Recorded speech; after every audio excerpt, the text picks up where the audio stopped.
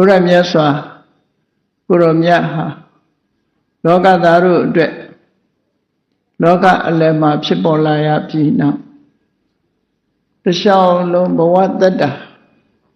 တစ်လျှောက်လုံးဟာသက်တော်80တည်နေတဲ့ညကာလပတ်လုံးဖရာဘဝနဲ့45နှစ်တာကာလပတ်လုံးလောကသားတို့ရဲ့အကျိုးသက်သက်ကိုဆောင်ရွက်တော်မူခဲ့တာဖြစ်တယ်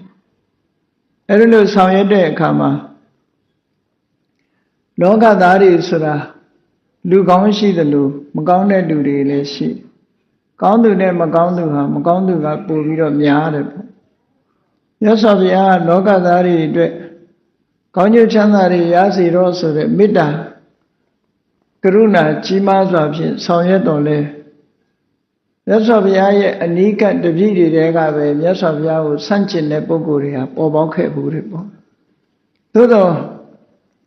များများပြားစားစားပေါ်ပေါက်တာတော့မဟုတ်ဘူး။ဒေဝရတ်တို့လိုထင်ရှားတဲ့ပုဂ္ဂိုလ်တွေရှိတယ်လို့မထင်ရှားတဲ့ပုဂ္ဂိုလ်တွေလည်းမြတ်စွာဘုရားကိုဆန့်ကျင်ခဲ့တာရှိတယ်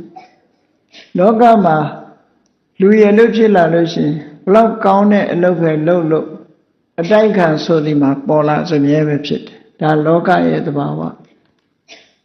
မြစ်ကြီးဟာတရားတွေအတွက်လောကသားတွေအတွက်အေးချမ်းမှုတန့်စင်မှုကိုပေးနိုင်တော်လည်းပဲမြစ်ထဲဆင်းပြီးတော့ရေနစ်သေးတဲ့ပုံကိုယ်တွေမရှိဘူးလားဆိုရှိတာပေါ့နော်အဲ့ဒါမြစ်ရဲ့အပြစ်လားလို့ဆိုမြစ်ရဲ့အပြစ်မဟုတ်ဘူးလောကသားတွေရဲ့အပြစ်သားလည်းဖြစ်တယ်ထို့တူပဲမြတ်စွာဘုရားဟာလောကသားတွေကိုအကျိုးပြုဖို့ပွင့်လာတာဖြစ်တော့လေမြတ်စွာဘုရားကိုဆန့်ကျင်မဲ့လုပ်ပြီးတော့ဒုက္ခရောက်သွားတဲ့ပုဂ္ဂိုလ်တွေလည်းမြောင်များစွာရှိတာပေါ့အဲမြောင်များစွာရှိတဲ့ထဲကမှတ်တမ်းတင်ထားတဲ့ပုဂ္ဂိုလ်အချို့ရဲ့အကြောင်းကိုပိဋကသုံးပုံမှာသိရှိကြသို့တော့မြတ်စွာဘုရားကိုအကြောင်းပြုပြီးတော့တပည့်စကြာတရားဟောလိုက်လို့နာယူလိုက်တဲ့အခါမှာလူသားတွေကရှင်ကွန်းတင်ညတူဟာဓမ္မနဲ့ပတ်သက်ပြီးတော့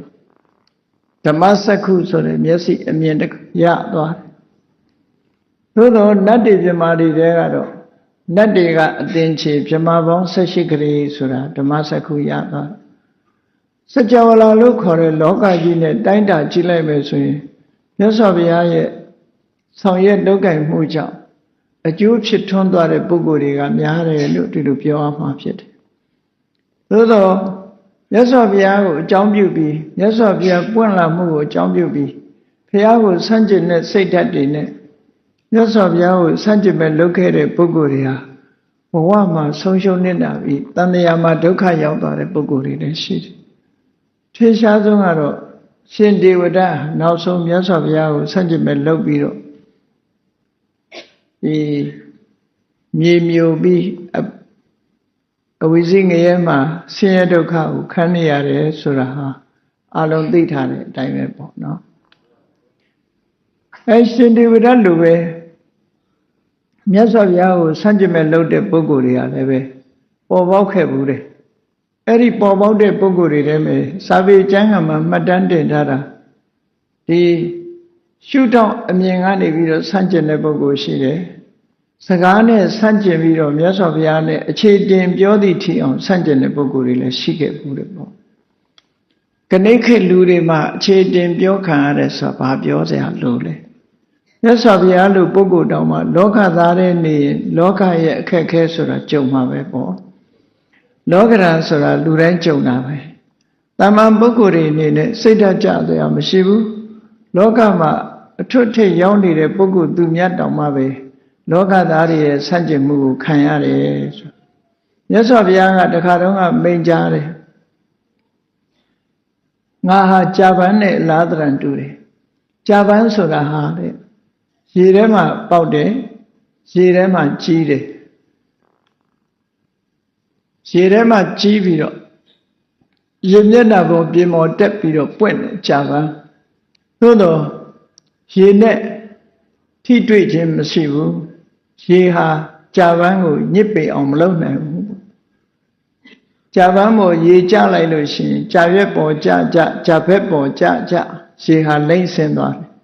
ထို့တူပဲငါဟာလောကထဲမှာမွေးတယ်လောကထဲမှာကြီးပြင်းတယ်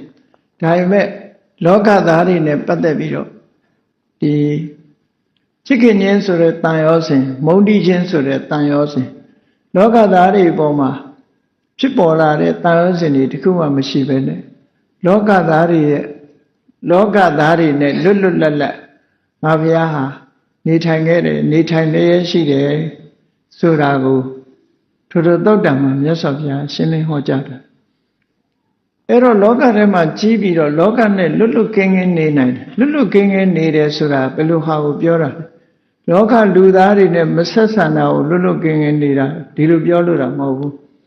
လောကလူသားတွေနဲ့ချစ်ခင်တွေ့တာမှုဆိုတာလည်းမရှိဘူးလောကလူသားတွေပေါ်မှာမုန်းတီးမှုဆိုတာလည်းမရှိဘူးလောကသားတွေရဲ့အကျိုးကိုပြုတယ်ဆိုပါစို့ရေထဲမှာပွင့်တဲ့ဂျာပန်ကြီးဟာရေနဲ့မလူးတော့လည်းပဲရေမျက်နှာပြင်ကိုလှအောင်လုပ်ထားတာတော့ဂျာပန်ကြောင့်ပဲပေါ့အကယ်၍သာဂျာပန်မပွင့်ဘူးဆိုရင်ရေမျက်နှာပြင်ကလှเสียအကြောင်းမရှိဘူးမြတ်စွာဘုရားဟာလည်းလောကကြီးကိုအလှဆင်တဲ့အခါမှာလောကပေါ်မှာတာယာစင်နဲ့အလှဆင်တာမဟုတ်ဘူး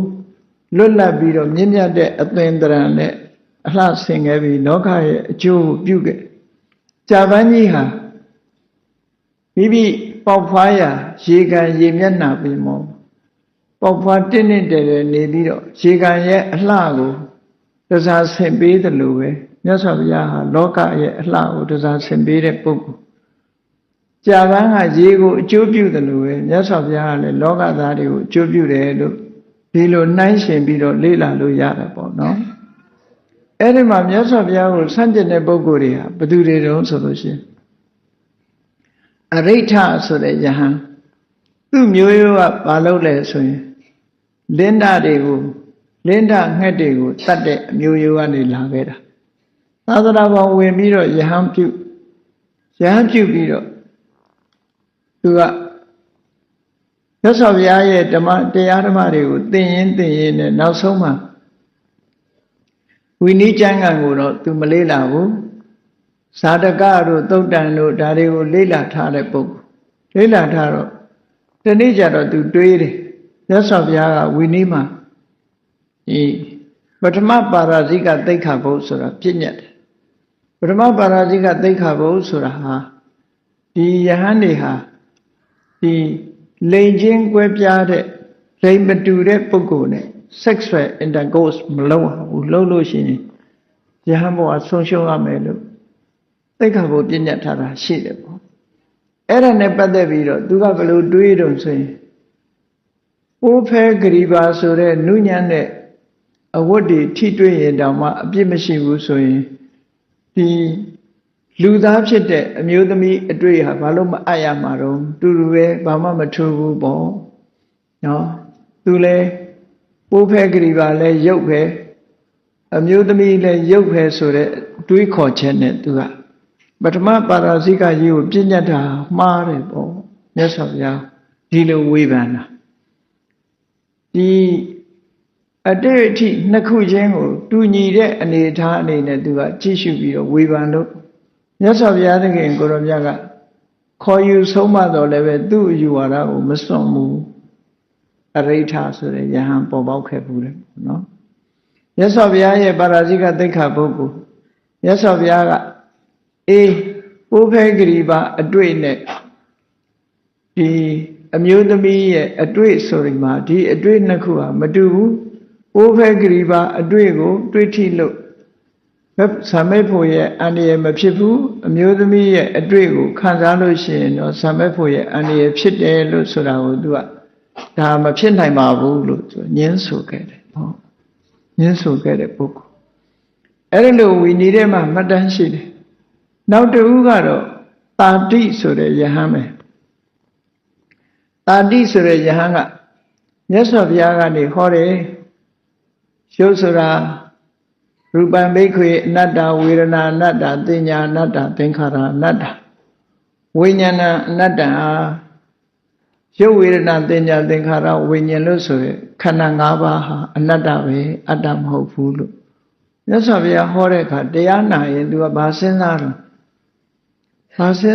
ဆိုအနတ္တအတ္တမဟုတ်ဘူးဆိုလို့ရှိရင်လုံသမျှရဲ့အကျိုးကျေးဇူးတွေဘယ်သူခံစားမှာတော့နော်အတ္တမရှိဘဲနဲ့ဘယ်သူကလုံနေတာလဲ ငါမရှိရင်ဘယ်သူလှုပ်တာလဲငါဆိုတာမရှိဘူးဆိုရင်ဘယ်သူလှုပ်ပြီးတော့အကျိုးရတဲ့အခါကျတော့ဘယ်သူကရတာလဲလို့တွေးခေါ်ရင်ကနေပြီးတော့သူကဝိညာဉ်လေးဟာပြုလုပ်သူဖြစ်ပြီးတော့အဲ့ဒီဝိညာဉ်လေးကပဲအကျိုးခံစားရတယ်လို့ဆိုတဲ့မိစ္ဆာအယူဝါဒတစ်ခုကိုယူတယ်မြတ်စွာဘုရားကသူ့ကိုမေးတယ်အဲ့ဒီမှားရွေးတဲ့အမြင်တစ်ခုကိုလက်ခံပြီးတော့နေတယ်ဆိုတာမြတ်စွာဘုရားကြားတော့မေးတယ်ဘယ်ဟာကို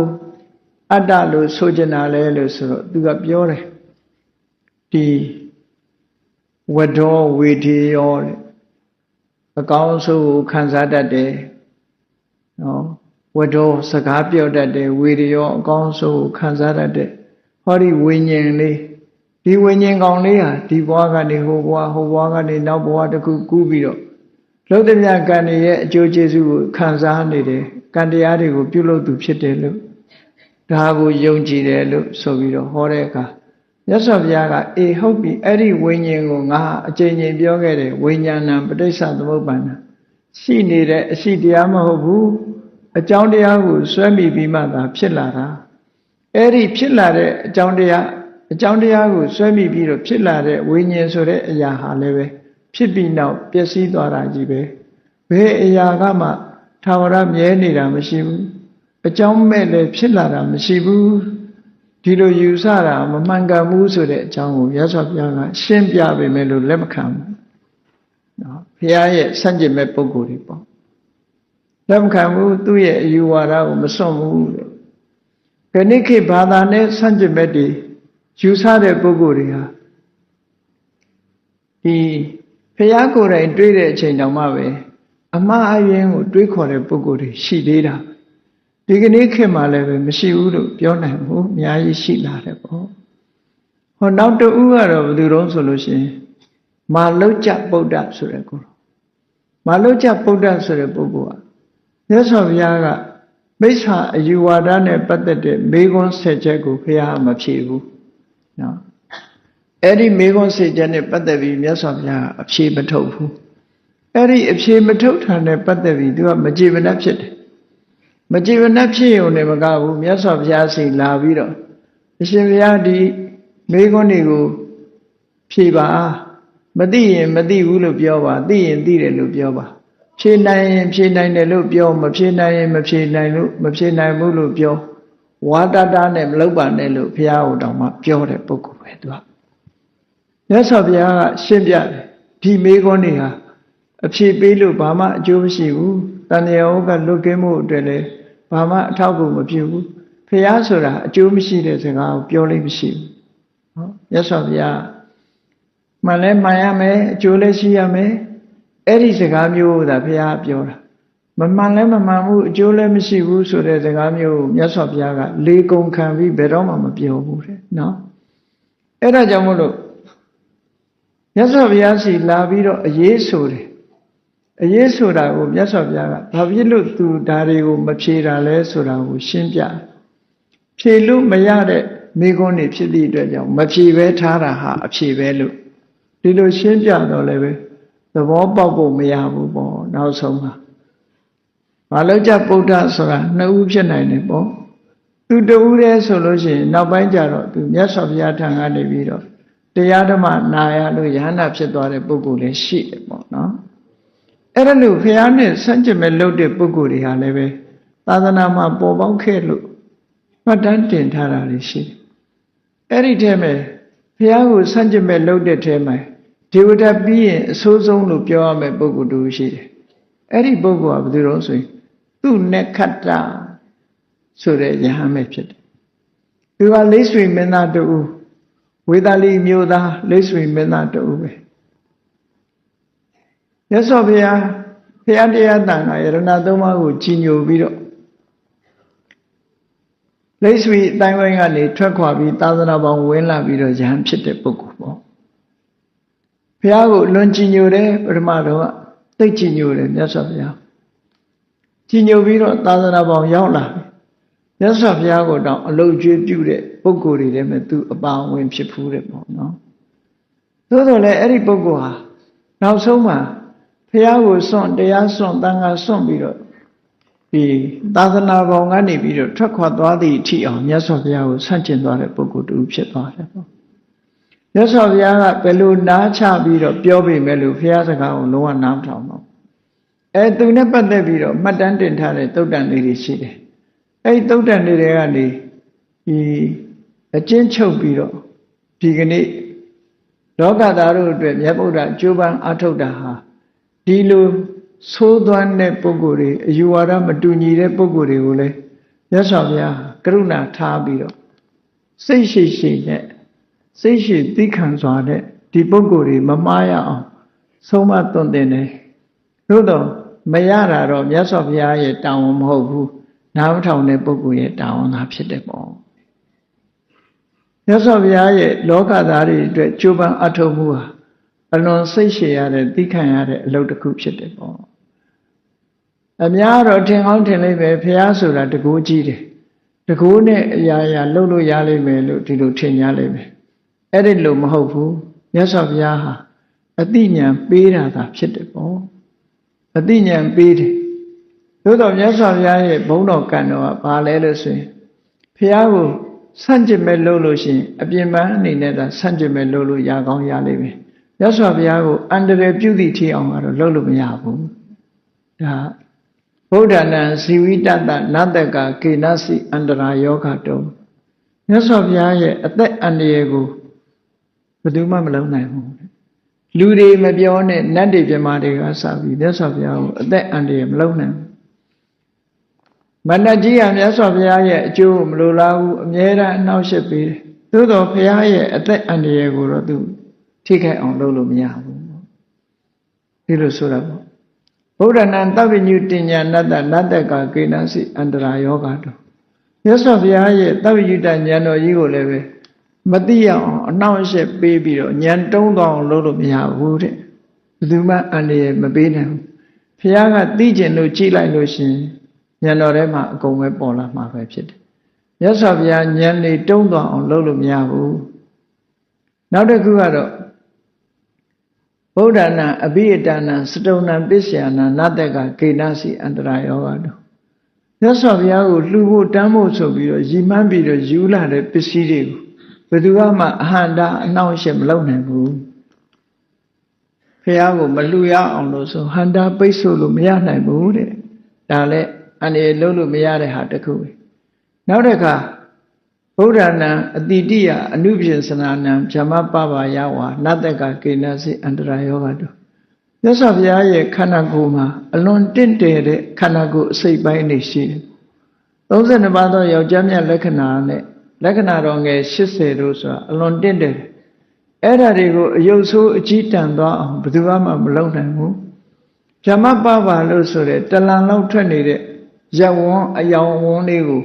ဘယ်သူမှမှောင်သွားအောင်အယောင်ပြောက်သွားအောင်လုပ်နိုင်စွမ်းမရှိဘူးတဲ့မြတ်စွာဘုရားနဲ့ပတ်သက်ပြီးအန္တရာယ်မပြုတ်နိုင်တာ၄မျိုးရှိတယ်ပေါ့ဒီလိုဆိုလို့တယ်အဲ့ဒီအန္တရာယ်မပြုတ်နိုင်တဲ့၄မျိုးဘယ်သူမှမလုပ်နိုင်ဘူးသို့တော့မြတ်စွာဘုရားကိုဆန့်ကျင်မဲ့လုပ်ပြီးတော့စကားပြောကြတာတွေတော့ရှိတယ်ပေါ့နော်မြတ်စွာဘုရားကိုဆန့်ကျင်မဲ့လုပ်တယ်အယူဝါဒနဲ့ပတ်သက်ပြီးဘုရားတက်ပြီးတော့ညင်းတယ်ခုံတယ်ဆိုတာမျိုးတွေရှိတယ်အဲ့ဒီမှာသူနဲ့ခတ္တဆိုတဲ့လိတ်ဆွေမင်းသားကသင်္ကန်းဝတ်လာတဲ့ယဟန်တော်ပထမတော့မြတ်စွာဘုရားကိုအလွန်ကြီးညိုတယ်အလွန်ကြီးညိုရသူသင်္ကန်းဝတ်ပြီးတော့3နှစ်အတွင်းမြတ်စွာဘုရားစီကနီးတောင်းပြီးတော့သဗ္ဗထကျင့်စဉ်တစ်ခုကိုကျင့်တာသဗ္ဗထတစ်ခုကျင့်စဉ်တစ်ခုကိုကျင့်လိုက်တော့ဒိဗ္ဗစက္ခုဘိညာဉ်ထိအောင်ရသွားတယ်အဲ့တော့ဒိဗ္ဗစက္ခုဘိညာဉ်ရဖို့ဆိုတာပထမဇန်အောင်မြင်ရမယ်ဒုတိယဇန်အောင်မြင်ရမယ်တတိယဇန်အောင်မြင်ရမယ်စတုထဇန်ထိအောင်မြင်သွားသဗ္ဗထကျင့်စဉ်မှာပထမဇန်ဒုတိယဇန်တတိယဇန်အဆင့်၄ဆင့်တက်ပြီးတော့စတုခနည်းနဲ့ဆိုရင်ဒီအဆင့်၄ဆင့်တက်သွားပြီးတော့ဒိဗ္ဗစက္ခုအဘိညာဉ်ထိအောင်ရသွားတယ်ဒိဗ္ဗစက္ခုအဘိညာဉ်ရသွားတော့သူကဒိဗ္ဗစက္ခုတစ်မျိုးတည်းတင်ပွားထားတော့သူရတာကမျက်စိကနေပြီးတော့ဒိဗ္ဗစက္ခုရထားတဲ့အခါကျတော့ဒိဗ္ဗစက္ခုနဲ့ဒီကိုကြည့်ကျင်တဲ့နေရာတွေကိုသူအလင်းရောင်လွတ်ပြီးတော့ကြည့်တဲ့အခါ အလွန်ချောအလွန်လှတဲ့နတ်တွေကိုသွားတွေ့ရတယ်နတ်သားနတ်သမီးတွေအလွန်ချောတယ်အလွန်လှကြတယ်အလွန်လှကြတယ်ဒါပေမဲ့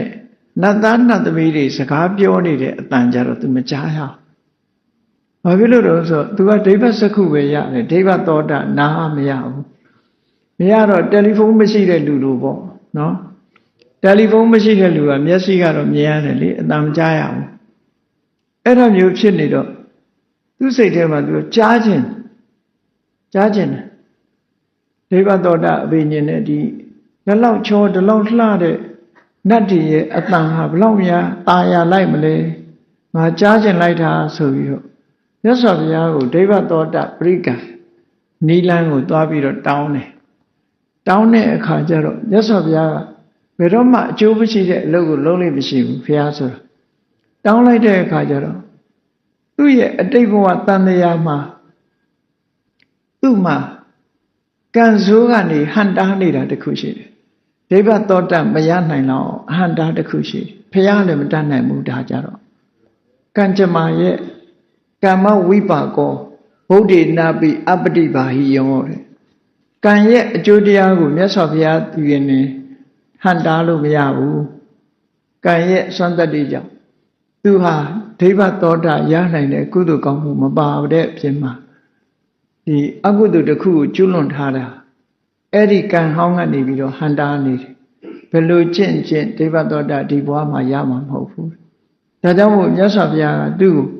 ဒိဗ္ဗသောတာပရိကံကိုမဟောတော့ဘူးသူကလွန်ခဲ့တဲ့အတိတ်ဘဝတုန်းကကိုကျင့်သီလကောင်းတဲ့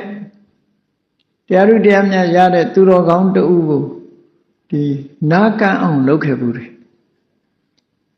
စေရနာဆိုးနဲ့နာကံအောင်လုပ်ခဲ့သည့်အတွက်ကြောင့်ဒီဘဝမှာသူဒိဗ္ဗသောတာရဖို့မရှိဘူးရိုးရိုးပဂတိနာတော့သူ့မှာရှိတယ်ပေါ့သို့တော့ဒိဗ္ဗသောတာကျင့်စဉ်ကိုပရိကံကိုလုပ်ပြီးတော့ဒိဗ္ဗသောတာအဘိညာဉ်ရနိုင်ဖို့အတွက်သူကုသကံမပါလာဘူးအခြေခံမရှိဘူးဒိဗ္ဗစက္ခုတော့သူရနိုင်တယ်ဒိဗ္ဗသောတာကျတော့ကံကြမ္မာကဝင်ပြီးတော့ဟန်တားနေတယ်အဲ့ဒါကိုမြတ်စွာဘုရားကအကျိုးမရှိတဲ့အလုပ်ကိုမလုပ်တဲ့အနေနဲ့သူ့ကိုဒိဗ္ဗစက္သောတာပရိကံကိုမဟောဘဲနဲ့ထားတယ်မဟောဘဲနဲ့ထားတဲ့အခါကျသူကဘာအထင်လွဲသွားတော့ဆိုကြည့်တော့လူဆိုတာစိတ်ကောင်းနှလုံးကောင်းရှိတဲ့လူကတစ်မျိုးစိတ်ကောင်းနှလုံးကောင်းမရှိဘူးဆိုရင်တစ်မျိုးတွေးပုံကသူဘယ်လိုတွေးလိုက်တော့ဆိုငါကလည်းမင်းသားဘဝကမင်းမျိုးကနေရဟန်းဖြစ်လာတာရဟန်းဂေါတမကလည်းမင်းမျိုးကနေရဟန်းဖြစ်တယ်အကယ်၍သာ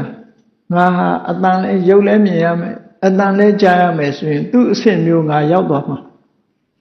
အဲ့ဒါကိုမနာလို့ငါ့ကိုရုပ်မြင်ယုံလားဟောပြီးတော့အတန်ကြားရအောင်နီးမပေးဘူးလို့ဆိုပြီးတော့အထင်လွဲသွားအဲ့ဒီအထင်လွဲမှုကြောင့်မြတ်စွာဘုရားပေါ်မှာသူကရံညှိုးဖွဲ့ဓမ္မကြောက်เสียကောင်းတယ်နော်ဒါ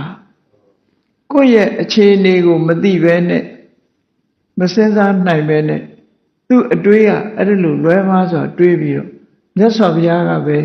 သူကြီးပွားမှာကိုမနာလိုသည့်အတွက်ကြောင့်သူနဲ့အဆင့်တူသွားမှစိုးလို့ဆိုပြီးတော့ဘုရားကသူ့ကိုဒိဗ္ဗသောတာပရိကံကိုမဟောတာလို့အဲ့ဒီလိုမှားရဲစွာယူဆတွေးတောပြီးမြတ်စွာဘုရားပေါ်မှာမကျေမနပ်တွေဖြစ်သွားအဲ့ဒီမကျေမနပ်ဖြစ်တာနဲ့ပတ်သက်ပြီးတော့ဒီမဟာလိသုတ်တံမှာသဲလွန်စာလေးဖော်ပြထားတာရှိတယ်သူ့ရဲ့တငယ်ချင်းတယောက်ရှိတယ်ဥဋ္ဌထဆိုတဲ့လိတ်ဆွေမင်းအဲ့ဒီလိတ်ဆွေမင်းနဲ့တွေ့တဲ့အခါသူကဘာပြောတော့ဆိုရင်ငါဟာတဲ့ဒီဇန်တရားတွေကိုသမထကျင့်စဉ်နဲ့ကျင့်ကြံကြိုးကိုအထုတ်လိုက်တဲ့အခါအလွန်လှပတဲ့ရုပ်အဆင်းရှိတဲ့နတ်တွေပြမာတွေကိုငါမြင်ရတယ်ဒါပေမဲ့လို့ตายရတဲ့သူတို့အတန်တွေကိုတော့ငါလုံးဝမကြားဘူး၃နှစ်အတွင်းမှာငါဒီဟာအောင်မြင်ခဲ့တယ်လို့ဒီလိုသူပြောတယ်တဲ့အဲ့ဒါမြတ်စွာဘုရားကိုဥဋ္ဌတလိတ်ဆွေကမေးတယ်အရှင်ဘုရားသူပြောတာဟုတ်ပါသလားရုပ်တော်မြင်ရတယ်အတန်မကြားရဘူးဆိုတာဟုတ်သလားလို့ဆိုဟုတ်တယ်တဲ့ဘာဖြစ်လို့တော့ဆိုသူ့ရဲ့တမာတိကိုကရုပ်မြင်မိုးရလောက်ပဲသူ့မှာတမာတိက အားထုတ်တာရှိတယ်အတန်ကြားရလောက်တဲ့တမာတိမျိုးသူ့မှာမရှိဘူးတဲ့ဒါကြောင့်မလို့သူအတန်မကြားဘူးရုပ်တော့မြင်ရတယ်အဲ့ဒီလိုမြတ်စွာဘုရားကရှင်းပြတဲ့အခါမှာဥဋ္ဌတလေးဆွေမင်းကမေးတယ်အရှင်ဘုရားတဲ့သာသနာပေါင်းဝင်ပြီးတော့ယဟန်ဝတ်ကြတဲ့ပုဂ္ဂိုလ်တွေဟာအခုလိုနတ်တွေကိုမြင်ဖို့ဒီတမာတိစွမ်းအားတွေရပြီးတော့နတ်တွေရဲ့ရုပ်အဆင်းကိုမြင်ဖို့နဲ့နတ်တွေရဲ့အတန်ကြားရဖို့ဆိုတဲ့ဒီအကျိုးအတွက်အရှင်ဘုရားထံမှာမဂ္ဂင်၈ပါးအကျင့်တရားကိုကျင့်ကြတာလားဒီအကျိုးအတွက်ရည်ရွယ်ပြီးတော့လုပ်ကြတာလားလို့ဆိုမြတ်စွာဘုရားကဘယ်ဟုတ်မလဲတဲ့ဒါကအောက်တန်းစားလေးပဲရှိသေးတယ်သာသနာပေါ်မှာဓိတဲ့အဆင့်မြင့်တဲ့အကျိုးတွေအများကြီးရှိသေးတယ်အဲ့ဒီအကျိုးတရားတွေအတွက်သာငါသာသနာမှာဝင်ပြီးတော့ယဟန်ခံကြတာဒီသမာဓိဘာဝနာအတွက်မဟုတ်ဘူးတာယောဇဉ်၃မျိုးပယ်ရှားပြီးအပေပိတ်သွားတဲ့သောတပန်ဖြစ်ဖို့ကာမဘုံမှာတစ်ချိန်သာလာပြီးတော့ဘဝအဆုံးသတ်မဲ့တဂရကံပုဂ္ဂိုလ်ဖြစ်ဖို့ကာမရာဂနဲ့ဗျာပါဒလို့ဆိုတဲ့ဒီကာမနဲ့ပတ်သက်တဲ့အာယုန်တွေရာဂတရားတွေဒေါသတရားတွေဖယ်ရှားပြစ်ပြီးတော့ဗြဟ္မပြည်မှာအဆုံးသတ်မဲ့အနာဂံပုဂ္ဂိုလ်အနာဂံအဖြစ်ရောက်ဖို့ ਨੇ အာသဝတရားတွေလုံးဝကင်းစင်သွားတဲ့ယဟနာပုဂ္ဂိုလ်အဖြစ်ရောက်ဖို့ဆိုတာဒါတွေဟာဓိတဲ့မြင့်မြတ်တဲ့တရားတွေဖြစ်တယ်အဲ့ဓာတွေအတွက်သာသာသနာပေါင်းဝင်ပြီးတော့ယဟန်ခံကြတာဖြစ်တယ်မြတ်သောခြင်းကိုကျင့်ကြတာဖြစ်တယ်သာသနာရဲ့အမျက်ဆုံးဥတည်ချက်ဟာအရတ္တဖလပရိယောဒနာသာသနာလို့ဆိုတဲ့အတိုင်းယဟနာဖြစ်ဖို့ဟာသာသနာအတွက်အဓိကပန်းတိုင်ပဲဖြစ်တယ်ပေါ့အရတ္တဖို့ဟာအဓိကပန်းတိုင်ပဲသောတာပန်ဖြစ်မယ်သောတာပန်နဲ့ရမနေရဘူးတဂရကဖြစ်အောင်လုပ်ရမယ်တဂရကဖြစ်ပြီးရင်အနာဂံဖြစ်အောင်လုပ်ရမယ်အနာဂံဖြစ်ပြီးရင်ယဟနာဖြစ်အောင်ကြိုးစားအထောက်နောက်ဆုံးမှာအရတ္တဖို့ဆိုတဲ့တရားဓုတရားမြတ်ရမှသာလျှင်ကိစ္စပြီးတာဖြစ်တယ်အဲ့ဒီအတွက်သာသနာတော်ရဲ့ပန်းတိုင်ရရှိနိုင်တဲ့အကျိုးတရားကအဲ့ဒီအတွက်လုပ်ကြတာဒါဖြင့်ရောအရှင်ဘုရားလမ်းစဉ်ရောရှိသလားရှိတာပေါ့လမ်းစဉ်ကဘာလဲဆိုရင်တမ္မာဒိဋ္ဌိတမ္မာသင်္ကပ္ပစတဲ့မဂ္ဂင်၈ပါးနဲ့ဖွဲ့စည်းထားတဲ့မြတ်သောအကျင့်မဂ္ဂင်၈ပါးအကျင့်တရားဟာဒီသောတပတ္တိဖို့သဂရဂါမိဖို့အနာဂါမိဖို့ရတ္တဖို့လို့ဆိုတဲ့ဒီမတရားဖို့တရားတွေကိုမျက်မှောက်ပြုနိုင်တဲ့ဒီလမ်းပဲဖြစ်တယ်အကျင့်ကောင်းပဲဖြစ်တယ်လေမြတ်စွာဘုရားကဒီလိုရှင်းပြပြီးအကျယ်တဝင်းဟောပြောတယ်သာသနာနဲ့ပတ်သက်ပြီးအဲ့ဒီမှာအဲ့ဒီအချိန်တုန်းကသူနခတ္တဖောက်ပြန်တဲ့စိတ်မရှိသေးဘူးပေါ့သို့သောမြတ်စွာဘုရားစီကနေပြီးတော့ဒိဗ္ဗသောတပရိကံကိုမရတဲ့အတွက်ကြောင့်ရတော့လေသူတရားထုတ်လို့ဒီတမာတိကိုမရဘူးမရသည့်အတွက်ကြောင့်မကြည်မနှက်တွေဖြစ်လာမကြည်မနှက်ဖြစ်လာအဲ့ဒီမကြည်မနှက်ဖြစ်လာတာနဲ့ပတ်သက်ပြီးတော့သူဖရာပေါ်မှာဆန့်ကျင်မဲ့လှုပ်လာတယ်နောက်ပိုင်းမှာနော်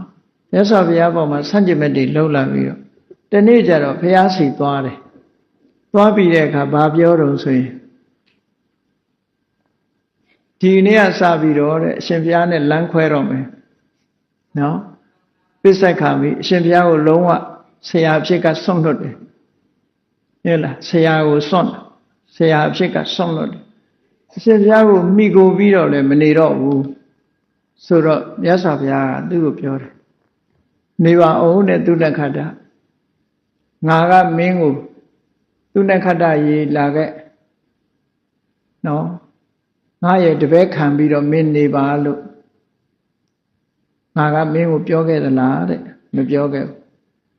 မင်းကရောငါစီလာပြီးတော့အရှင်ဘုရားထံတပည့်တော်တပည့်ခံပြီးတော့နေပါရစေလို့ရောလျှောက်ဖူးသလားမလျှောက်ဘူးဒါဖြင့်မင်းနဲ့ငါနဲ့ဟာဘာဖြစ်လို့ငါ့ကိုဒီလိုစွန့်နေဆိုတဲ့စကားပြောတာအမှန်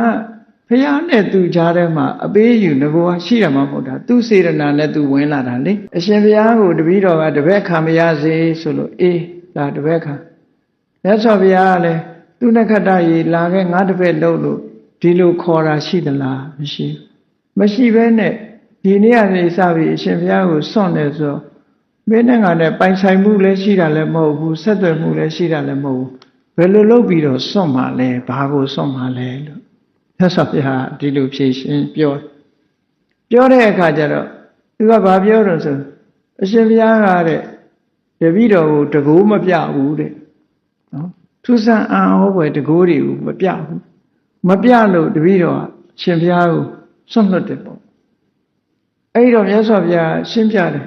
နေပါဦးနဲ့မင်းကငါအရင်ကပြောခဲ့သလားသူနဲ့ခတ္တလာငါစီလာခဲ့ငါကတကိုးပြမယ်မင်းကရောအရှင်ဘုရားတကိုးပြရင်တပည့်တော်ကတပည့်ခံမယ်လို့ရောငါ့ကိုပြောဘူးသလားမပြောဘူးအဲ့လိုမပြောဘူးပဲနဲ့အပေးယူမရှိပဲနဲ့အခုလာပြီးတော့ဘာဖြစ်လို့ငါ့ကိုဒီလိုပြောရတာလဲလို့မြတ်စွာဘုရားအကျိုးသိအကြောင်းနဲ့ရှင်းပြတာလေလောကမှာအပေးယူရှိမှသာလင်ဆွန့်လွတ်တယ်လို့ပြောလို့ရတာကိုနော်အပေးယူစာချုပ်လည်းမရှိဘူးတုံးနဲ့တူဟာသူ့သဘောနဲ့သူလာတာပြန်တော့လေသူ့သဘောနဲ့သူပြန်ခွင့်ရှိတယ်လေနော်ကိုယ်သဘောနဲ့ကိုလာတာကိုယ်သဘောနဲ့ကိုသာသနာပေါင်းဝင်လာတယ်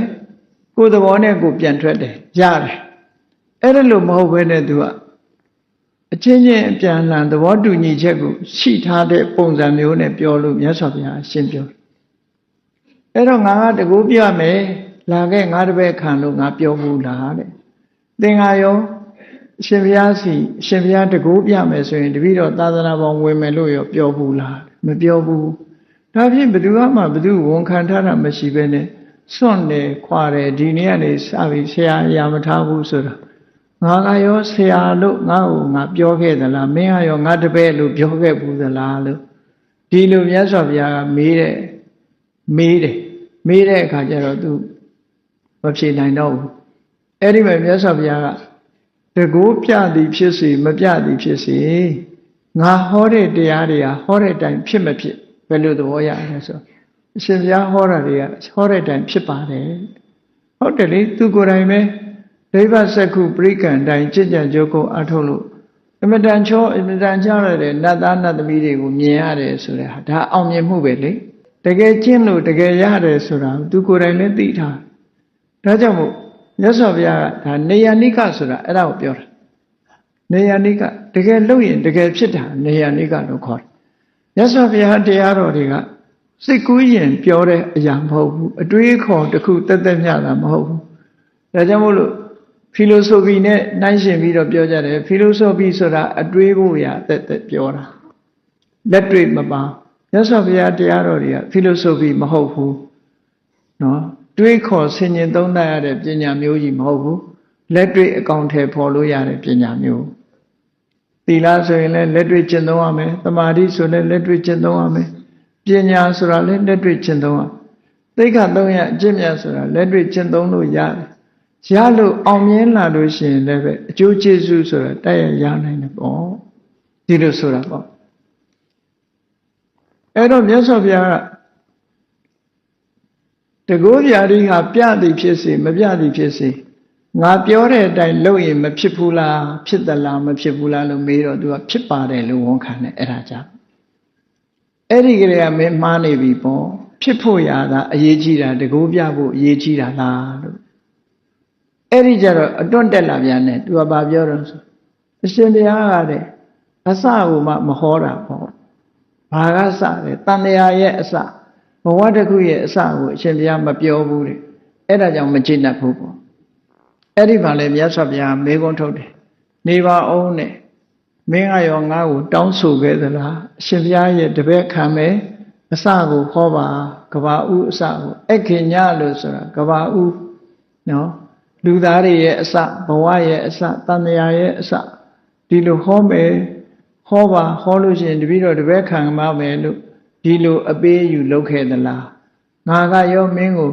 လာခဲ့သူနဲ့ခတ္တငါစီလာတပည့်ခံငါအစဟောမယ်လို့ငါပဋိညာဉ်ပေးထားတာရှိသလားလို့ဆိုမရှိပါဘူးဗျ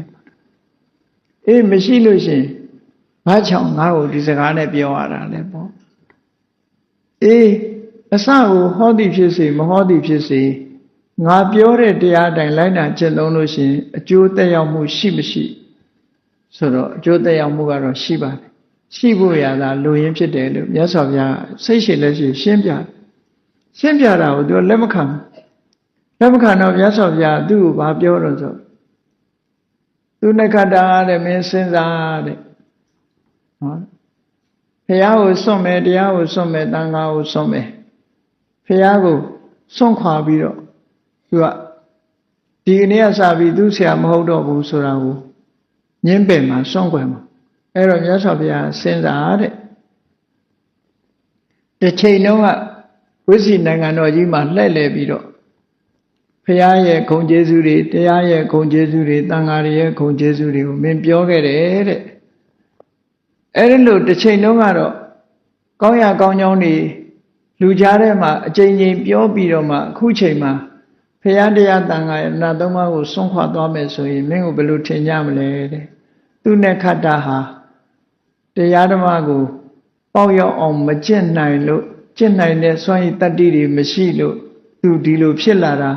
လူညံ့တယောက်ပဲလို့မင်းပြောခံရလိမ့်မယ်တဲ့အကယ်၍သာသနာ့ဘောင်ကထွက်သွားလို့ရှိရင်လူညံ့တယောက်လို့ပြောခံရလိမ့်မယ်စဉ်းစားပြီးတော့လုံးလို့မြတ်စွာဘုရားကဆုံးမလည်းမရဘူးသာသနာ့ဘောင်ကသူကထွက်ခွာမယ်ပဲနော်ဘုရားကိုစွန့်မယ်အဲ့ဒီမှာဇလန်းလေးတစ်ပုဒ်ဇလန်းတွေနဲ့ပတ်သက်ပြီးတော့သူနခတ္တနဲ့ပတ်သက်ပြီးမြတ်စွာဘုရားမကျေနပ်မှုတွေနဲ့ပတ်သက်တဲ့ဇလန်းသုံးပုဒ်ပါဠိကသုတ်တံမှာဟောပြောထားတာရှိတယ်မှတ်တမ်းတင်ထားတာရှိတယ်သူကပထမကကောရခတ္တိယဆိုတဲ့ခွေးအကျင့်ကျင့်တဲ့အစိလကတယောက်ရှိတယ်အဝတ်မို့ဘူးသူ့ရဲ့အကျင့်ကခွေးကျင့်ကျင့်တယ်ပေါ့နော်ခွေးကျင့်ကျင့်တယ်အဲ့ဒီခွေးကျင့်ကျင့်တဲ့ကောရခတ္တိယဆိုတာနဲ့ပတ်သက်ပြီးတော့ဖြစ်ပျက်ခဲ့တဲ့အဖြစ်ပျက်ကလေးတစ်ခုမြတ်စွာဘုရားပြန်ဟောပြသူနဲ့ခတ္တဘုရားပေါ်မှာမကျေနပ်တာတွေတော်တော်များများဖြစ်လာခဲ့ဘူးတဲ့အဲ့ဒီကောရခတ္တိယဆိုတာခွေးအကျင့်ဆိုတာခွေးလူလေးဘက်ထောက်သွားတယ်အစာစားတဲ့အခါမှာလည်းပဲပါးစပ်နဲ့စားတယ်လက်နဲ့ယူမစားဘူးအကုန်လုံးပဲခွေးဆိုတာလူတိုင်းမြင်ဘူးနေကြတာပဲခွေးအိတ်သလိုအိတ်တယ်ခွေးသွားသလိုသွားတယ်ခွေးစားသလိုသွားတယ်ခွေးစားသလိုစားတယ်နောက်ဆုံးမှာခွေးကျင်ငယ်စွန့်သလိုစွန့်တယ်ပေါ့ပေါင်တစ်ဖက်မြောက်ပြီးတော့အကုန်လုံးခွေးစတိုင်အပြည့်ယူထားတယ်လို့ဒီလိုဆိုလိုတာပေါ့နော်အဲ့ဒီလိုကိုကုရဝတိကခွေးကျင့်ကျင့်တယ်ဆိုခွေးကဲ့သို့နေထိုင်ပါမည်အဲ့ဒီလိုနေထိုင်ခြင်းအပြင်တန်လျာဥကလွတ်တယ်လို့ယူဆအတော်ကြောက်စရာကောင်းတယ်နော်အရင်မှားပြီဆိုလို့ရှိရင်တန်လျာဥကလွတ်ဖို့ကျင့်တယ်ခွေးလိုကျင့်လို့ရှိရင်ခွေးဖြစ်စေတတ်တဲ့ဘဝခွေးဖြစ်နိုင်တဲ့အကုသိုလ်တွေကလွတ်မြောက်ပြီးတော့တန်လျာဥကလွတ်တယ်လို့ယူဆကြတယ်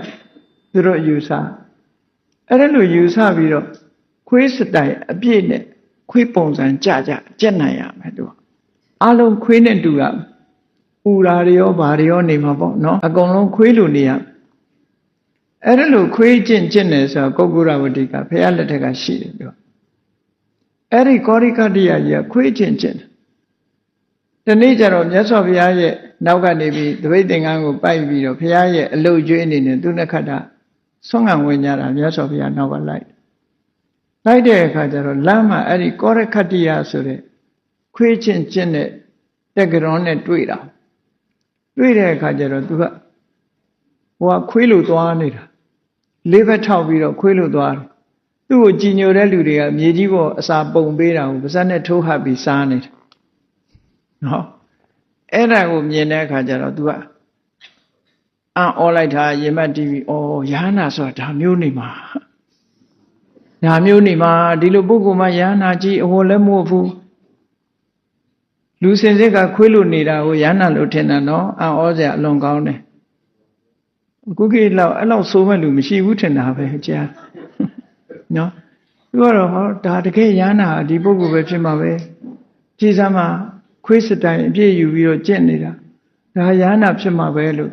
တွေးတာမြတ်စွာဘုရားနောက်ကလိုက်ပြီးတွေးတော့မြတ်စွာဘုရားကလှည့်ပြီးတော့သူ့ကိုပြောလိုက်တယ်သူ့စိတ်အကြံကိုသိတော့ဘာပြောလိုက်တော့ဆိုရင်မြတ်စွာဘုရားသူ့ကိုမောခပုရိသအလကားလူပဲသူ့နဲ့ခတ္တမင်းအလကားလူပဲဟောအလကားလူပဲလို့ပြောလိုက်တဲ့အခါကျတော့အရှင်ဘုရားဘာဖြစ်လို့တပည့်တော်ကိုပြောတာတုံးဆိုမင်းအလကားလူပဲ မင်းတို့လူကတောင်မှပဲသမဏသက်ကြဗုဒ္ဓိယသက်ကြဗုဒ္ဓရဲ့တပည့်ခန်းနေရသေးတယ်မင်းတို့စိတ်ဓာတ်ရှိတဲ့လူကသမဏသက်ကြဗုဒ္ဓိယလို့ဝန်ခံနေရသေးတယ်လို့မြတ်စွာဘုရားပြောလိုက်တဲ့အခါမှာသူကစိတ်ထဲမှာအောင့်သွားတယ်ရှင်ဘုရားဘာလို့တပည့်တော်လို့ပြောတာမင်းခုနကကောရခတ္တိယကိုကြည်ပြီးတဲ့အခါဒါမှလောကမှာယန္တာဆိုတာဒါမျိုးပဲနေမှာပဲလို့မင်းတွေးတယ်မဟုတ်လားလို့ဆိုနော်သူစိတ်အကြံကိုမြတ်စွာဘုရားအဲ့လိုတွေးတာမဟုတ်လားလို့ဆိုဟုတ်ပါတယ်တဲ့အရှင်ဘုရားကတဲ့အရတ္တဖို့ကိုဝန်တိုးနေတာလားသူရတဲ့အရတ္တဖို့အရှင်ဘုရားရဲ့အရတ္တဖို့ကိုဝန်တိုးပြီးတော့သူလိုပုဂ္ဂိုလ်မျိုးမရစေချင်တာလားပေါ့မြတ်စွာဘုရားကိုပြန်ပက်တယ်သူဟာနော်အရတ္တတမစ္စရာယတိအရတ္တဖို့နဲ့ပတ်သက်ပြီးတော့အရှင်ဘုရားကဝန်တိုးတာလားအရှင်ဘုရားသာယဟန္တာဖြစ်ပြီးသူများယဟန္တာဖြစ်တာကိုမကြိုက်တာလားပေါ့အဲ့ဒီလိုပြောတော့မြတ်စွာဘုရားကဘာပြောတော့ဆိုငါကဝန်တိုးလို့ပြောတာမဟုတ်ဘူးမင်းမှားရွက်တဲ့အမြင်တစ်ခုဖြစ်နေတာမင်းအဲ့ဒီအမြင်ကိုမစွန့်ဘူးဆိုလို့ရှိရင်မင်းဒုက္ခရောက်လိမ့်မယ်နော်အဲ့ဒီအမြင်ကိုမစွန့်ဘူးဆိုမင်းဒုက္ခရောက်လိမ့်မယ်တဲ့အဲ့ဒီကောရိခတ္တိယကြီးဟာကြည့်မင်းမကြဘူးတဲ့9ရက်မြောက်လို့ရှိရင်အစာမကြေတဲ့ယောဂနဲ့သေလိမ့်မယ်မြတ်စွာဘုရားနော်ခွေးလိုအစာစားနေတဲ့ကောင်ကြီးက9ရက်မြောက်လို့ရှိရင်အစာမကြေတဲ့ယောဂနဲ့သေမယ်တဲ့သူသေတဲ့အခါကျတော့ကာလကင်စိကဆိုတဲ့ပြိတ္တာအနှိမ်ဆုံးအောက်တန်းအချဆုံးပြိတ္တာဘဝအတုရကေဘဝကိုသူရောက်လိမ့်မယ်တဲ့သူ့အလောင်းကိုလည်းဗီရဏထာမဆိုတဲ့သုတ်တံမှာပြစ်လိုက်မယ်နော်အဲ့ဒီမှာချလိုက်မယ်တဲ့အကယ်၍မင်းမကျေနပ်ဘူးဆိုရင်သူ့ကိုသွားမေးရင်သူဖြေလိုက်မယ်သူဘယ်ဘဝရောက်နေတယ်ဆိုတော့မင်းသွားမေးလို့ရတယ်သွားမေးရင်ဖြေလိုက်မယ်မြတ်စွာဘုရားအတိအကျပြောတယ်အတိအကျပြောလိုက်တဲ့အခါကျသူကမကျေနပ်ဘူးမကျေနပ်တဲ့အခါကျတော့ဘာလုပ်တော့ဆိုရင်အဲ့ဒီကောရိခတ္တယစီသွားပြီးယဟန်ဂေါရမကမင်းကိုဒီလိုပြောတယ်9ရက်ပြည့်လို့ရှိရင်အစာမကြေတဲ့ယောဂနဲ့သေလိုက်မယ်တဲ့ပြောတယ်နော်သေပြီးလို့ရှိရင်ဗီရဏဓမ္မသုတ်တံမှာပြစ်လိုက်မယ်နော်ကာလကင်စိကဆိုတဲ့အတုရာဖြစ်လိုက်မယ်ဗီရဏဓမ္မသုတ်တံကိုပြစ်လိုက်မယ်ပြစ်ပြီးတဲ့အခါကျတော့မင်းကိုလာပြီးတော့ဂတိမေးရင်ပြောလိုက်မယ်ဆိုတဲ့အကြောင်းကိုငါ့ကိုအတိအကျပြောထားတယ်ဒီနေ့ကနေစပြီးမင်းစင်ချင်းချင်းစားသိမစားနဲ့ဟုတ်ကဲ့အစာရည်စာလျှော့9ရက်မြောက်သေမလို့ရဟန်းတော်မှာပြောနေတယ်မင်းကိုအစာမကြေယောဂနဲ့ဆိုအဲ့တော့ဒီနေ့ကနေစပြီးတော့ဟုတ်လားအစာချမ်းနေမစားနဲ့အစာမကြေအောင်မစားနဲ့ပေါ့စားကြေအောင်ယူဆိုင်ဆိုဟိုကောင်ကြီးကလန့်ဖြန့်သွားခွေးလိုသာကျင့်တာသူလည်းကြောက်သေးတယ်လေ9ရက်မြောက်သေရမယ်ဆိုတဲ့ဟောစရန်ထွက်တော့သူကြောက်တာပေါ့အစာမကြေယောဂဖြစ်ပြီးသေမှလို့ကြောက်တဲ့အခါကျတော့အဲ့ဒီနေ့ကတည်းကသူမစ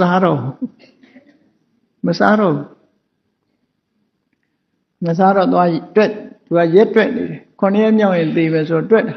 1ရက်2ရက်3ရက်4ရက်5ရက်တွက်အဲ့ဒါဟိုကောင်ကြီးကလည်းအစာမစားရဲဘူး9ရက်တိတိဖိုက်စားနေ9ရက်မြောက်တဲ့နေ့ကျတော့တိကြည်ညိုတဲ့သူတကာကနေဝက်သားတွေချက်တာအရှင်ဘုရားပဲကြွနေတာတော့မတွေ့တာကြာပြီသူကဖိုကနောက်ကြသွားအိတ်နေပုံရနော်ပြပုံနဲ့သွားအိတ်နေတယ်ဟိုကရှာလို့မရခွေးနေတယ်သူအစာမကြေယောဂနဲ့သေမှဆိုတော့ကြောက်ပြီးတော့အဲ့ဒီမှာတိတ်နေအဲ့တော့သူကြည်ညိုတဲ့လူကဝက်သားတွေနဲ့အစာတွေကောင်းဝိစွာတွေချက်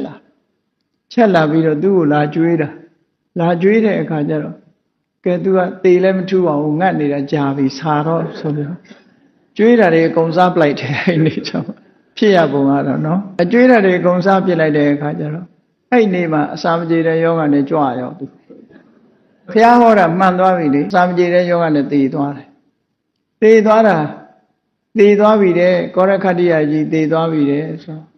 ဒါဖြင့်သူကပြောထားတယ်တခုတော့လွဲအောင်လုပ်ရမယ်ပေါ့သေတာတော့ဟုတ်ပြီတခုတော့မှန်သွားပြီကာလကစိကအတုရဘုံမှာဖြစ်မယ်ဆိုတာတော့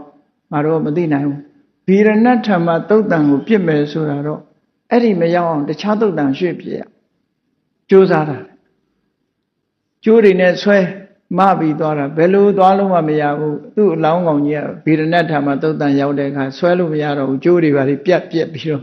အချိန်ကုန်သွားတဲ့အခါကျအဲ့ဒီသုတ်တန်မှာပဲပြစ်ထားကြရတော့နော်ဘုရားဟောတာအစာမကြေတဲ့ယောဂနဲ့သေမယ်ဆိုတာ9ရက်မြောက်သေမယ်အစာမကြေတဲ့ယောဂနဲ့သေမယ်ဆိုတာအကုန်မှန်းနေတယ်ဗေဒနတ်ထာမှာသုတ်တန်မှာပြစ်လိုက်မယ်ဆိုတာလည်းမှန်းနေတယ်ကောရခတ္တိယဒီလိုမှန်းနေတာတွေကိုသူနဲ့ခတ်ကြီးကမယုံကြည်သေးဘူးသွားပြီးတော့မေးဦးမယ်ဆိုကောရခတ္တိယအလောင်းကြီးကိုသွားပြီးတော့ခေါင်းလေးပုတ်ကြောလေးပုတ်ပြီးတဲ့အခါအလောင်းကြီးကိုတကယ်ချင်းမင်းဘယ်ရောက်နေတာတော့သွားမေးတာဟိုကထပြီးတော့ပြောတယ်တဲ့သူကာလကင်စိကအတုရဘုံရောက်နေတယ်ဆိုတော့ပြောပြီးတဲ့အခါကျတော့ပြန်ပြီးတော့လဲကျသွားတယ်တဲ့နော်အဲ့လိုလဲကျသွားတဲ့အခါကျတော့သူနဲ့ခကြီးကမြတ်စွာဘုရားစီလာတော့မြတ်စွာဘုရားဘယ်လိုလဲကောရခတ္တိယနဲ့ငါပြောတာတွေကမှန်သလားမှားသလားဆို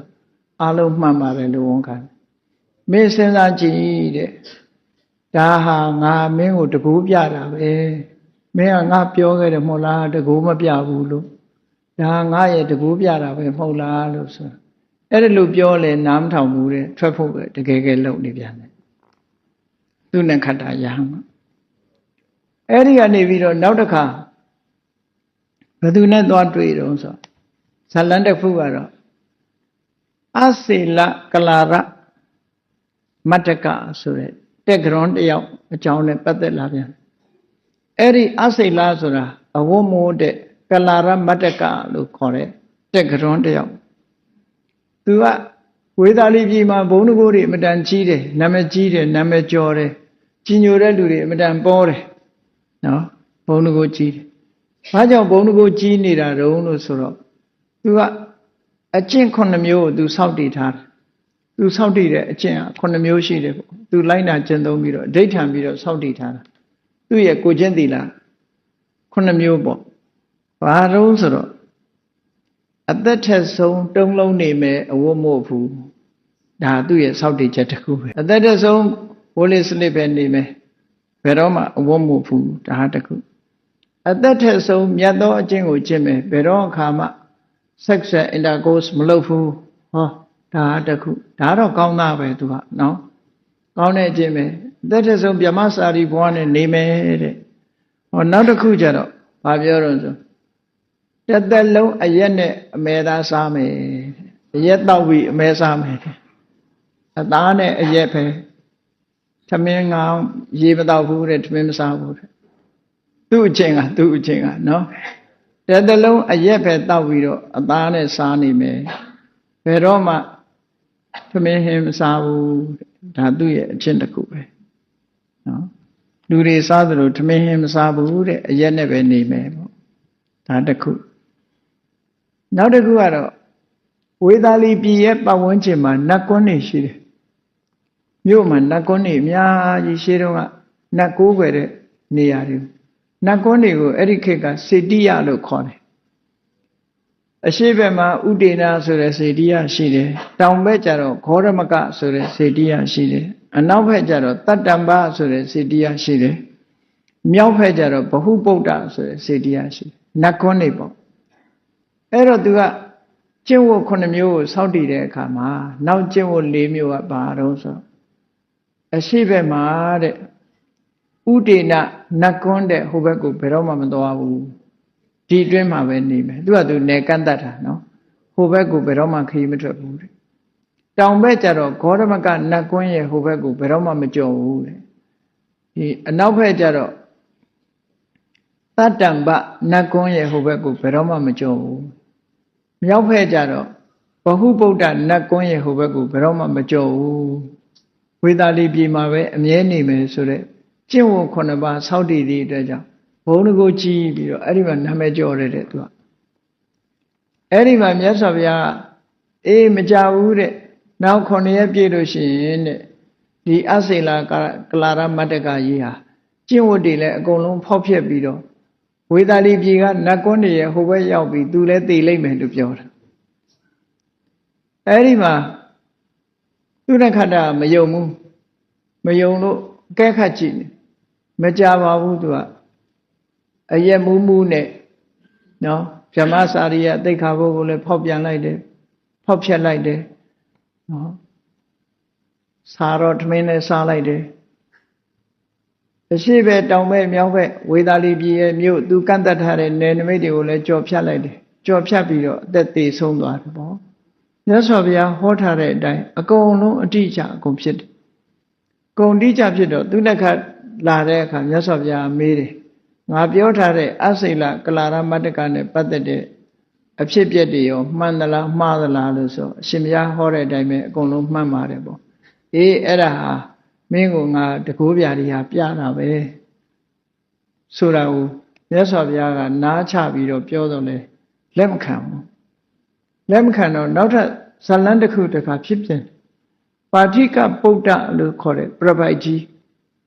ပါဋိကပုဒ္ဒဆိုတဲ့အစိလကတဲ့ကရောကြီးကဝေသာလီမြို့ထဲမှာဘာတွေပြောတော့ဆိုရင်ငါလည်းပဲပညာတတ်တူပဲယဟန်ဂေါတမလည်းပညာတတ်တူပဲဟောအသိဉာဏ်နဲ့ပတ်သက်ပြီးတော့သူလည်းပညာရှိငါလည်းပညာရှိအဲ့တော့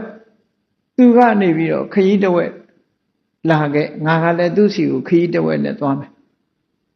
နော်လမ်းခရီးတစ်ဝက်စီသူကလည်းငါးစီကိုတစ်ဝက်လာငါကလည်းသူ့စီကိုတစ်ဝက်သွားမယ်လမ်းမှာဆုံကြမယ်ဆုံပြီးတဲ့အခါမှာသူကတကိုးပြလေးဟာတစ်ခုပြရင်ငါနှစ်ခုပြ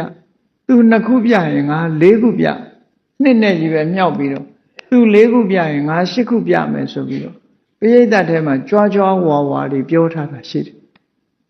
အဲ့ဒီလိုကြွားကြွားဝါဝါတွေပြောထားတဲ့အခါကျတော့သူနဲ့ခတ္တကြီးကဟာဒါမှတကယ်ဘုံတကူကြီးတဲ့တကယ်ယဟန္တာပုဂ္ဂိုလ်ကြီးပေါ့ယဟန်ဂေါရမနဲ့ဒီတခါတပွဲတလေတော့တွေ့ကြတော့မှာပေါ့ဆိုပြီးတော့အားလုံးဝေသာလီကလူတွေကလည်းစိတ်ဝင်စားကြတယ်အေးတကယ်တကူရှင်ကြီးနှစ်ဦးကဆုံရလိမ့်မယ်ဆုံတဲ့အခါတို့ပွဲကြီးပိဋကအနေနဲ့ကြည်ကြမယ်ဆိုပြီးတော့တစ်မျိုးလုံးကအုံကြက်ကြက်နဲ့ဖြစ်လာတဲ့အခါကျတော့အဲ့ဒီနေ့လည်းရောက်ရောမြတ်စွာဘုရားကဆွမ်းခံကြွမြို့ထဲမှာဆွမ်းခံကြွပြီးတဲ့ဆွမ်းမှာဖုံးမေးပြီးတဲ့အခါမြတ်စွာဘုရားကဘယ်ဟိုသွားတော့ဆိုအဲ့ဒီပါဋိကပုဒ္ဒနေတဲ့ကျောင်းကိုမြတ်စွာဘုရားကြွသွားပြီးအဲ့ဒီမှာသူကရောက်နေသူကတော့မြတ်စွာဘုရားသတင်းသုံးတဲ့စီမှာမရှိဘူးအပြင်ဘက်ကိုရောက်နေအဲ့ဒီအချိန်မှာခုနကမြတ်စွာဘုရားရောက်နေတဲ့သူ့ရဲ့ကျောင်းထဲမှာပရိသတ်ကြီးကဝေသာလီမြို့ကတော့လူတွေဟာအုံအုံကြက်ကြက်နဲ့ထွက်လာပြီးတော့တကိုးပြတာတွေကြည့်ဖို့ဆိုပြီးတော့ရောက်လာကြတယ်ရောက်လာတဲ့အခါမြတ်စွာဘုရားကရှိတယ်သူကမရှိဘူးသူကအရှိဘက်ကိုထွက်သွားတယ်ဒါနဲ့သူ့ကိုလိုက်ခေါ်ကြတယ်အရင်တော့ပြောခဲ့တယ်မို့လားယဟန်ဂေါရမလာလို့ရှိရင်သူလာတဲ့ဘက်ကိုသူကခရီးတစ်ဝက်သူလာမယ်နှစ်ဦးဆုံကြမယ်တကိုးပြကြမယ်နဲ့ဆိုပြီးတော့ကြွားဝါပြောခဲ့တာအခုယဟန်ဂေါရမအရှင်ဘုရားရဲ့ကျောင်းထဲမှာရောက်နေပြီအရှင်ဘုရားလာတကိုးပြဖို့ဆိုပြီးတော့ခေါ်တာလာမယ်နဲ့ဘယ်တော့မှကိုမလာနိုင်တော့ဘူးသူမြတ်စွာဘုရားကသူနဲ့ခတ္တကိုပြောတယ်အေးပါဋိကပုဒ္ဒကြီးကဒီအပြောနဲ့ဒီစိတ်ဓာတ်ကိုမစွန့်သမျှမလွတ်သမျှငါစီဘယ်တော့မှမရောက်နိုင်ဘူးတဲ့အကယ်၍စွတ်ပေပြီးတော့တယောက်ယောက်ကနေအတင်းပွေ့ချီပြီးထမ်းလာလို့ရှိရင်သူခေါင်းတော်ပြတ်ကျသွားလိမ့်မယ်ဒီအပြောနဲ့ဒီအတွေးကိုဒီအမြင်ကိုမစွန့်ဘူးဆိုရင်ငါ့ကိုဘယ်တော့မှရှင်ဆိုင်တွေ့မှာမဟုတ်ဘူးတဲ့ရှင်ဆိုင်တွေ့ရင်သူဒုက္ခရောက်လိမ့်မယ်မြတ်စွာဘုရားအဲ့လိုပြောတော့သူနှစ်ခါကမယုံကြည်ဘူး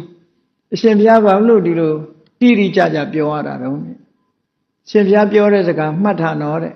သူ့ကိုတပည့်တော်တို့ကခေါ်လာခဲ့မယ်တဲ့ရုပ်ပြက်ဆင်းပြက်အရှင်ဘုရားရှေ့ရောက်လို့ရှင်အရှင်ဘုရားအရှုံးမယ်တဲ့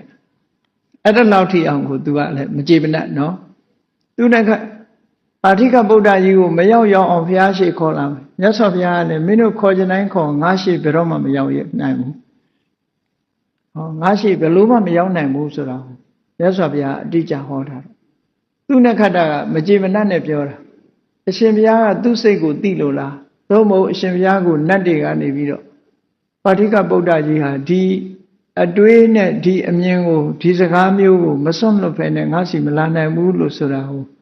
ရှင်ဘုရားကိုယ်တိုင်သိတာလားသို့မဟုတ်နတ်တွေကပြောတာလားဆိုငါကိုယ်တိုင်လည်းသိတယ်နတ်တွေကလည်းငါပြောတယ်တဲ့မကြာခင်မှကွယ်လွန်သွားတဲ့အစိတဆိုတဲ့စစ်သူကြီးဝေသာလီကစစ်သူကြီးက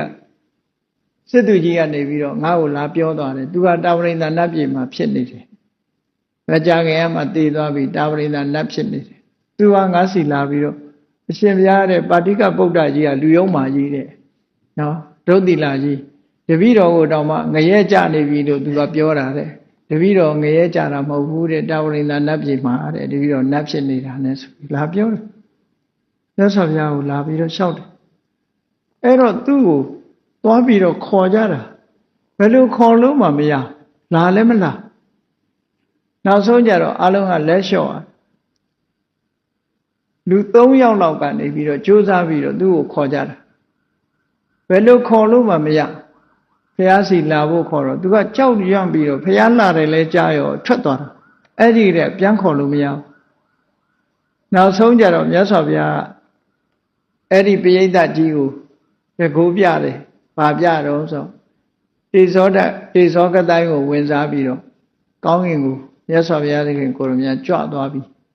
အဲ့ဒီကနေပြီးတော့ခန္ဓာကိုယ်ကနေမိလျံတွေကိုလည်းပဲထန်း90လောက်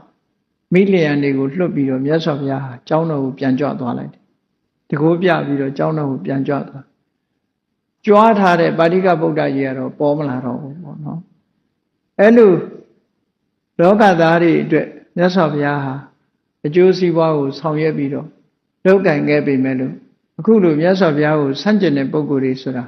ပေါ်လာခဲ့ဘူးတယ်ဆိုတာကိုပိဋကစာပေမှာမှတ်တမ်းတင်ထားတာဖြစ်တယ်ပေါ့ဒါကြောင့်မို့တရားချစ်ခင်သူတော်စင်ပြိဿအပေါင်းတို့ဘုရားမြတ်စွာလောကသားတွေအတွက်ဆောင်ရွက်လုပ်ကင်ခဲ့တော်လည်းပဲလောကသားတို့ရဲ့စိတ်နေသဘောထားတွေဟာရင့်ကျက်မှုမရှိသည့်အတွက်ကြောင့်မြတ်စွာဘုရားကိုဆန့်ကျင်မဲ့တွေလုပ်ခဲ့ကြတာတွေကထင်ရှားတဲ့တာရကအနေနဲ့သူနခတ္တဟာမြတ်စွာဘုရားကိုဆန့်ကျင်ပြီးနောက်ဆုံးမှာသာသနာပေါင်းကထွက်ခွာသွားသည်ထိအောင်မြတ်စွာဘုရားကိုစွန့်ပယ်ပြီးထွက်ခွာသွားတာဘုရားကိုယ်တိုင်တားလို့တောင်မရတဲ့အနေအထားမျိုးထိအောင်မြတ်စွာဘုရားကိုစွန့်ပစ်ပြီးတော့ထွက်သွားတဲ့ပုဂ္ဂိုလ်တူဟာပေါ်ပေါက်ခဲ့ဘူးတယ်ဆိုတာကိုမှတ်တမ်းတင်ထားတဲ့အတိုင်းသိရှိနားလည်ကြပြီးတန်ဝေကယူချဖို့ပေါ့နော်မြတ်စွာဘုရားလိုပုဂ္ဂိုလ်မျိုးတောင်မှဆန့်ကျင်ဘက်တွေရှိသေးတာပဲငါတို့လိုပုဂ္ဂိုလ်တွေဆန့်ကျင်ဘက်ရှိတာဘာထူးမလဲဘာဆန်းမလဲဒါကြောင့်မို့လောကရဲ့သဘာဝကိုသိရှိနားလည်ပြီးတော့လောကဓာတ်တွေနဲ့ပတ်သက်လာတဲ့အခါမှာစိတ်နှလုံးတုန်လှုပ်ခြင်းခြောက်ခြားခြင်းမဖြစ်ဘဲနဲ့မြတ်စွာဘုရားကိုကြည်ညိုအားကြပြီးတော့မိမိတို့စိတ်ဓာတ်တွေကိုကြန့်ခိုင်အောင်ကြင်ကြံကြိုးကုပ်အားထုတ်နိုင်ကြပါစေကုန်သတည်း